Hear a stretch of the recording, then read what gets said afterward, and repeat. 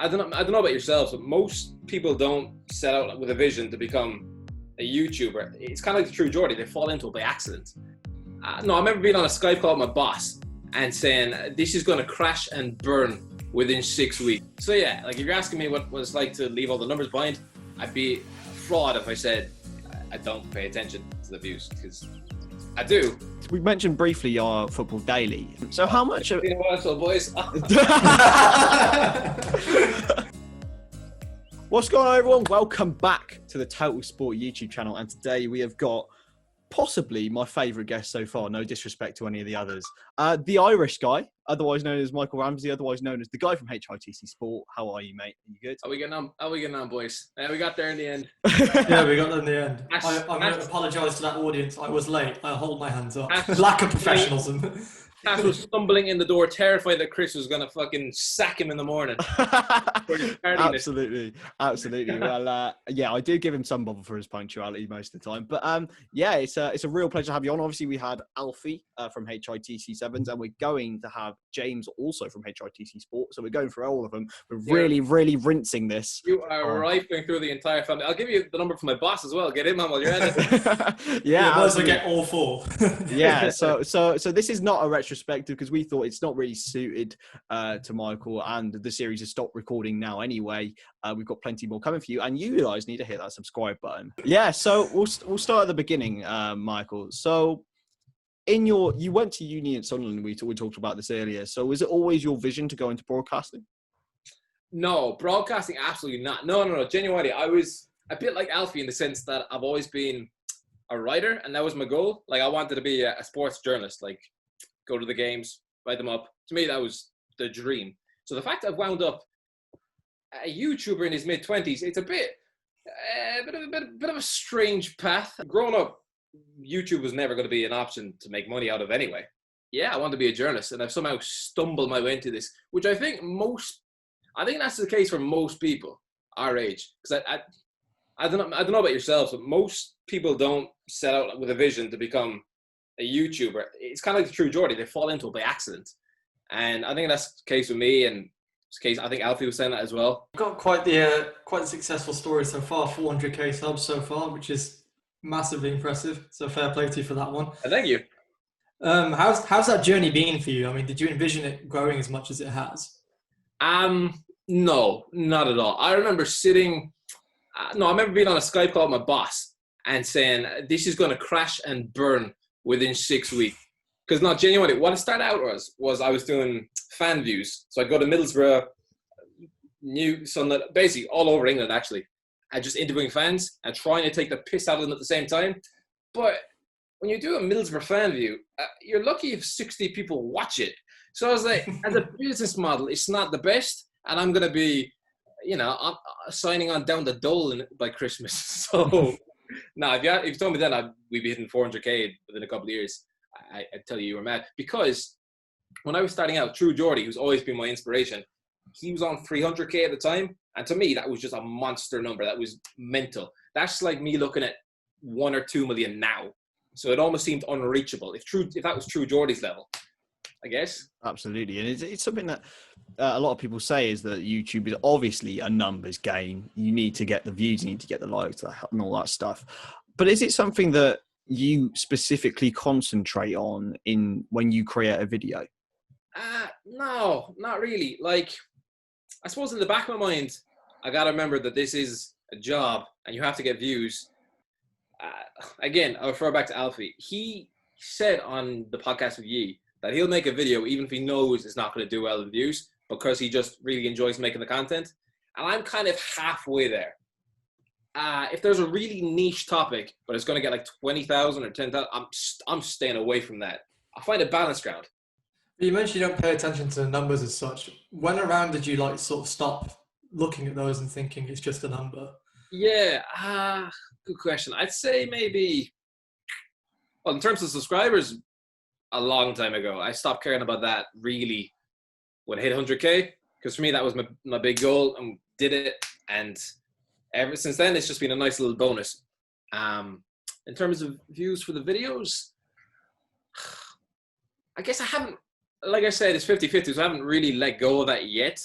I do still get like an endorphin hit or a bit of a buzz if the video does well. Like especially with their new thing they have it now, because in the Creator Studio, you know this yourself, they rank your videos out of 10.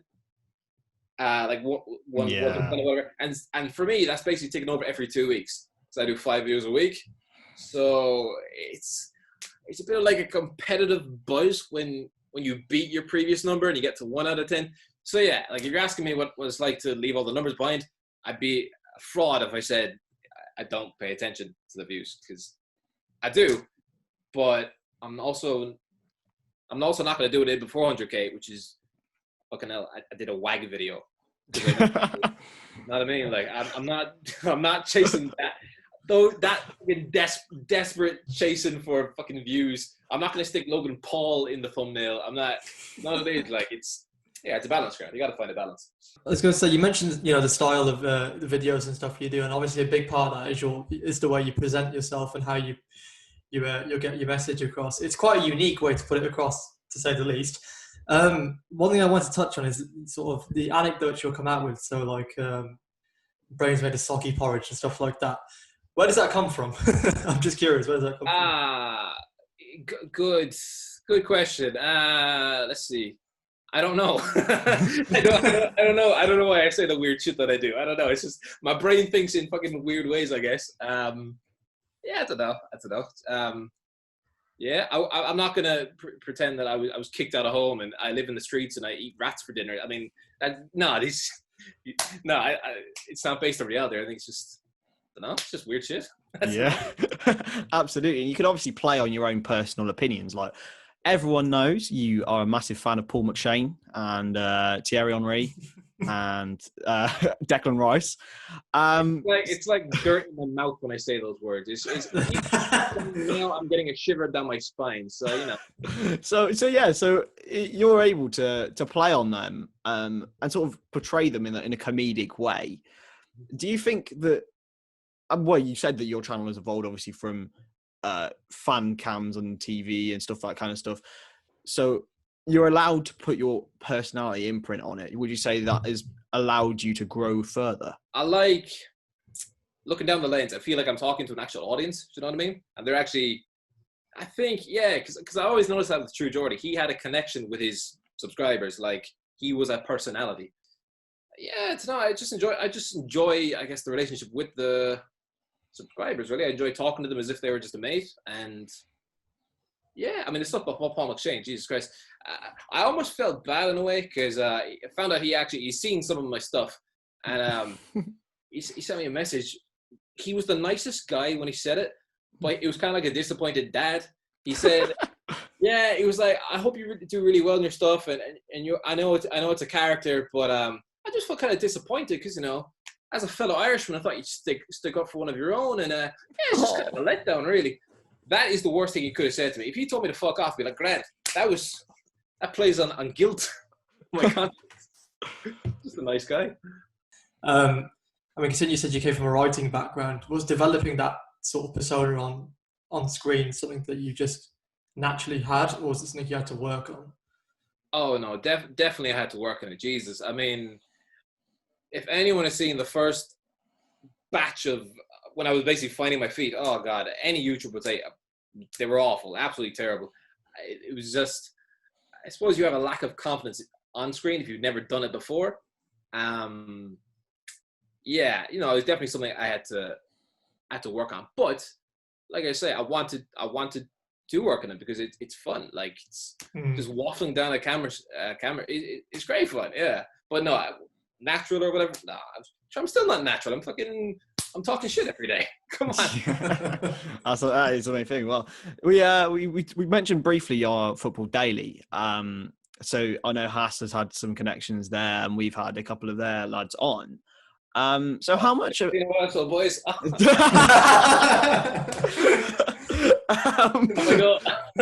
How much is having a channel sort of in your niche? They're quite different, but sort of in your niche, doing well, a motivator for you? And do you all this rivalry stuff? Does it actually sort of some substance to it? Yeah, competitive rivalry, sure. Do I hate all the boys on the Football Daily? No. No. Maybe not. There's going to be no distract or anything. Sure, I went on Hamill's podcast at Christmas. He's the only one I've properly met, and he's actually a really nice guy. Sure, he's on Yeah, I've done placements and stuff, so I can vouch. Yeah, they're all great guys. No, he's a good guy. No, yeah, it's competitive rivalry, sure. Like a fun, jovial one. Like I do want HITC Sport to be bigger than Football Daily. Like I'm not going to lie about that, but no, I'm sure they're nice lads. Yeah, it's definitely nothing personal. No, but yeah, no, it's just a determination I have to make HITC Sport the best football channel on YouTube, and right now they're at the top. So in terms of where you are now, how much further do you see yourself going in terms of what's next? I think there's still a long way to go. Yeah. I want there to be more variety on the channel. Like, I don't know if you've ever seen some of the skits that I've been doing. I've been able to bring out, I'd say, one every 2 or 3 months. I want that to be a regular thing. Like, have you ever watched the Dream Team? I've seen half of it, so I can't. Not the fucking movie, not the TV. No, the YouTube channel Dream Team. Oh, yeah. No. They have an Irish guy. Yeah. Basically, they bring out football skits on a regular basis, and so I want long, polished, good skits like twice a month, once a week, or whatever. I want to bring other stuff like a potential podcast, maybe. Like, this is nowhere near finished in any way, shape, or form. Like, I want to keep going with it. Yeah, it's fun. Like with you guys, isn't it good to like have a drive and a passion? I want to actually achieve something. I'm sure you guys have it. Yeah, we do. You guys, since you guys are putting in the grind, like it's evident. Like you've only been running this for less than a year. You've already got a deluge of interviews and podcasts and stuff. So yeah, you guys are obviously committed to your goal. So. Massively appreciate that, man. So moving forward, you touched on it there a little bit. YouTube is a very much a changing platform. Will you have to evolve your content even more in order to sort of keep up with it, or is that something that you don't really think about? No, not really. I mean, I think football YouTube is a bit of a niche, and I wouldn't really lump it in with the mainstream Willanese and Jackmates of the world, who probably do have to stick to certain trends to stay relevant, because like without putting them down or whatever, they're not exactly boxed in. And I think sometimes if you have more leeway to do whatever you want in videos, it's actually quite harder, because if you think about it, think of random mainstream YouTubers. They don't have like a niche or something to talk about every single thing, so they have to keep inventing. Like, I don't know, who can drink the most pints down every pub in London or whatever. Do you know what I mean? So at least with me, it's like football YouTube have our thing to talk about, and that's kind of it. So you're not going to see me swim in a pool full of egg yolks because it's a trend. Do you know what I mean? To answer your question, I don't think you have to really evolve as much with football, because we are, as I said, like a niche. And how protective are you over your channel in that sense? Because obviously we see whenever there's a little bit of change, that comment section goes absolutely wild. I think was it Christmas last year where you had I think it was a couple of weeks off and you had James on, and they just heckled him like mad. No. James is on. He does 2 videos a week, so he's on every week. Well, who you're thinking of is Lawrence, who covered for Alfie as well on Sevens, and I'm like Alfie in that sense. I'm very protective of the channel. Nothing against him or anything, but I have a. You know what, it's basically as if someone came to you and said, right, we're going to sub you out for someone in for a couple of podcasts. You wouldn't be pleased now, would you? Because you have a goal. You have a goal how your channel is going to go. Yeah. You bring in somebody random halfway through, you're not going to like it. Like, yeah. So I'm very protective. Too protective. I'm like Alfie in that sense. Absolutely. And have you seen, like, in terms of YouTube comment sections, I know that I think your relationship with your subscribers isn't too bad in comparison to some others. But how have you developed to be able to deal with sort of a barrage of potentially negative comments towards yourself? Has it been something that you've sort of isn't too bad? He says, "Is that some sort of backhanded compliment?" You know, Yeah. no, sorry, I cut you off. It's all good. It's all good. Does not bother me in the slightest. I think for YouTubers just starting up, if you're just starting up and suddenly you're getting these comments, which you will get when you're an up and coming YouTuber, by the way, more than you will an established one, because that's when you're at your worst, your weakest, because you're finding your feet, learning the ropes. Before 100K, you're nowhere near the polished article, so you're gonna get them more, and it stands out more. Because I remember back when me and James were doing videos that got like 200 views or whatever, the dislike ratio would be more than the like one, because there'd be so few people. No, because there'd be so few people watching, and we were shit at the time. So yeah, at the time, I guess it would sting because you're not used to it. But years later, just like I don't think anyone has said anything on the internet that has gotten me in fucking years. Like you just get used to it. You just develop a shell, and that's it. I mean, I got told to look like Bruno Fernandes recently, and I'm still not sure how to take that. Yeah, that is, Chris mentioned that. Like, come on, that is not a hate comment. That is accurate. To be fair though, I do see it. I see it. I kind of see it a little bit. And he's a world-class footballer, so it's. I think my beard's better, but I mean, we'll roll with it. I mean, this is what I usually like to ask people, in your sort of position, is how do you define the term influencer, and do you define yourself as one? Nah, it's a bit of a wanky word, isn't it? It's a bit of a wanky word. As if I have any influence over anybody. No. It's one of the. I think it's one of these buzzwords that people outside of YouTube use to describe YouTubers. I don't think you'll find any YouTuber describe themselves as an influencer, because it's no. Why would you guys describe yourselves as influencers? I mean, no, probably not. No, absolutely not. So you've made several promises on your channel, such as I think you went Watford would be in a bin, something about Watford getting relegated, and there's something about Pontus Jansson this year. Oh, you don't know? So I'm just I'm curious.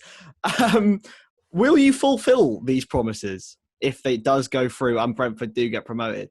Yeah, I will. I've never been more invested in a Brentford promotion charge than this year. Honestly, I sat down last week and I watched Huddersfield West Brom, praying that West Brom won. It didn't. Huddersfield did, which meant that if Brentford had just gotten a result at Stoke the next day, they'd be second with a game to go. I was shitting myself. Thank Christ Stoke won, so I have a bit of a lifeline. Hopefully they might screw up in the playoffs now. But yeah, no, I don't want a tattoo of Pontus Jansson anywhere on my body. No. I mean, is it just gonna be his name, or is it gonna be his head? I can't remember what I said. I think it'll probably be his head. Oh God! Oh no! I know, and he's such a random and obscure footballer that no one's going to remember in 10 years. Oh, I don't want this. But you know what? At the start of the season, I was so confident Brentford wouldn't do shit because they never did. They never do. They're always the hipsters' choice to get promoted and never go up.